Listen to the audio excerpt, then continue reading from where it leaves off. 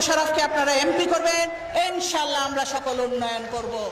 পটুয়াখালী ৪ আসনে কলাপাড়া ও রাঙ্গাবালির দীর্ঘদিনের অবহেলিত এই জনপদের নতুন প্রত্যাশা আর পরিবর্তনের বার্তা এনেছে সম্প্রতি নির্বাচনে।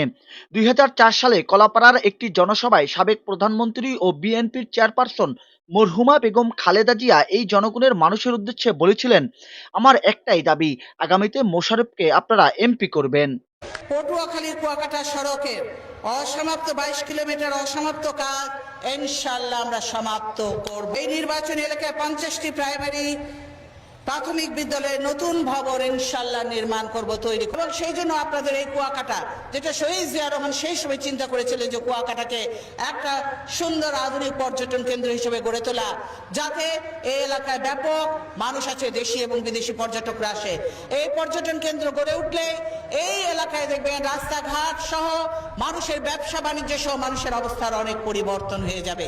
সেই জন্য এই কুয়াকাটাকে আমরা আধুনিক পর্যটন কেন্দ্র হিসেবে গড়ে তোলার জন্য সকল ব্যবস্থা গ্রহণ করব। এই এলাকায় যা কিছু উন্নয়ন মোশাররফ যে দাবিগুলি করেছে, এর মধ্যে অনেক দাবি যুক্তিসঙ্গত আছে, আপনারা দেখেছেন। এই কাজেই আমরা এই পর্যায়ক্রমে এই যে দাবিগুলি, সকল দাবি আমরা পর্যায়ক্রমে পূরণ করব ইনশাআল্লাহ। কাজেই আপনারা চাই, আমি আপনাদের কাছে চাই, আপনারা আমার কাছে দাবি করেছেন, আপনাদের হয়ে, আপনাদের অঘোষিত প্রতিনিধি হয়ে মোশাররফ আপনাদের পক্ষ থেকে এই দাবিগুলি করেছে। কাজে আজকে আমার একটাই দাবি আপনাদের কাছে, যে আগামীতে মোশাররফকে আপনারা এমপি করবেন, ইনশাআল্লাহ আমরা সকল উন্নয়ন। পটুয়াখালী ৪ আসনের মানুষ সেই অনুরোধ রেখেছে। জনগণের ভোটে সংসদ সদস্য নির্বাচিত হয়েছেন এবিএম মোশাররফ হোসেন। নবনির্বাচিত এই এমপি বলেন, সংসদ সদস্য হওয়ার কোনো ক্ষমতার বিষয় নাই, এটি একটি বড় দায়িত্ব। কলাপাড়া রাঙ্গাবালির মানুষের প্রত্যাশা পূরণ করাই তার সবথেকে বড় চ্যালেঞ্জ। আজকে যদি বেগম খালেদা জিয়া বেঁচে থাকতেন, আমার মনে উনি সবচেয়ে বেশি খুশি হতেন। কারণ ওনারা একটা প্রত্যাশা, আপনারা জানেন, যখন ২০০৪ সালে আমি কোনো পদে নেই, আমি জাতীয়তাবাদী ছাত্র দল থেকে সবেমাত্র অবসর নিয়েছি, তখন উনি এসে আমাকে এখানে পরিচয় করে দিয়েছিলেন এবং উনি এই জনপদের মানুষের কাছে আহ্বান জানিয়েছিলেন আমাকে এমপি নির্বাচিত করার জন্য। আমি শ্রদ্ধার সাথে স্মরণ করি বেগম খালেদা জিয়া, যে কলাপাড়া রাঙ্গাবালির মানুষ তার যেই ইচ্ছা, সেই ইচ্ছাটাকে পূরণ করেছে, এই জন্য আমি কৃতজ্ঞতা জানাই। আর আসলে সংসদ সদস্য আমি মনে করি এটা একটা বিরাট দায়িত্ব, এটা কোনো ক্ষমতার কোনো কিছু না, এটা দায়িত্ব। এই জনপদের মানুষের যে প্রত্যাশা, যেই তাদের চাওয়া, আগামী দিনে এইটাই আমার মনে হয় আমার জন্য সবচেয়ে বড় একটা চ্যালেঞ্জ হয়ে দাঁড়াবে। এদিকে স্থানীয় জনগণ বলছে, শুধু এমপি নয়, পটুয়াখালী ৪ আসনের ভাগ্য পরিবর্তনে এবিএম মোশাররফ হোসেনকে মন্ত্রী হিসেবে দায়িত্ব দেওয়া জরুরি বলে মনে করছেন এই অঞ্চলের ভোটাররা।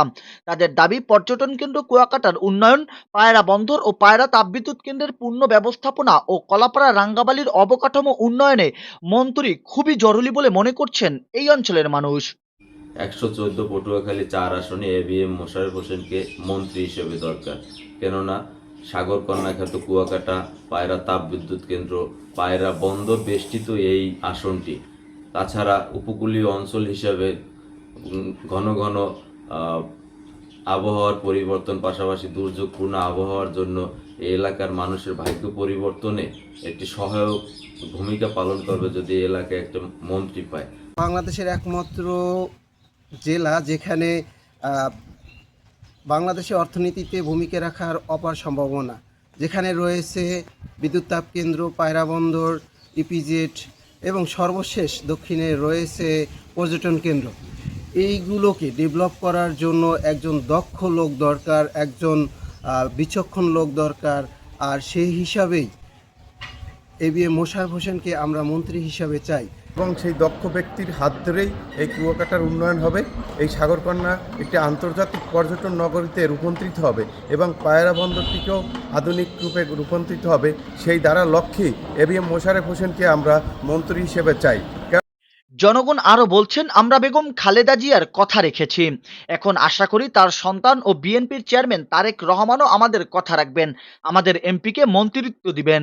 মানুষ ২০০৪ সালে বেগম খালেদা জিয়ার যে ওসিয়ত ছিল, যে আপনারা মোশাররফকে, খালেদা জিয়া, মরহুমা বেগম খালেদা জিয়া কিন্তু বলেছিলেন যে আপনারা মোশাররফকে নির্বাচিত করুন, আপনাদের সকল দাবি আমি পূরণ করব। আজ হয়তো আমাদের নেত্রী, মাতৃ সমতুল্য নেত্রী বেগম খালেদা জিয়া বেঁচে নেই, কিন্তু তার সুযোগ্য উত্তরসূরি দেশনায়ক তারেক রহমান কিন্তু বাংলাদেশের প্রধানমন্ত্রী আসনে বসতেছেন এবং তার কাছে আমাদের এই অঞ্চলের একজন সাধারণ ভোটার হিসাবে আমার দাবি যে আলহাজ এবিএম মোশাররফ হোসেনকে আমরা মন্ত্রী পরিষদের গুরুত্বপূর্ণ জায়গায় দেখতে চাই। সব মিলিয়ে পটুয়াখালী 4 আসনের মানুষ এখন শুধু প্রতিনিধিত্ব চায় না, চায় কার্যকর নেতৃত্ব। মন্ত্রী হিসেবে এবিএম মোশাররফ হোসেনকে দেখার প্রত্যাশায় তাকিয়ে আছে এই জনপদ। জাহিদুল ইসলাম জাহিদ, খবর কুয়াকাটা।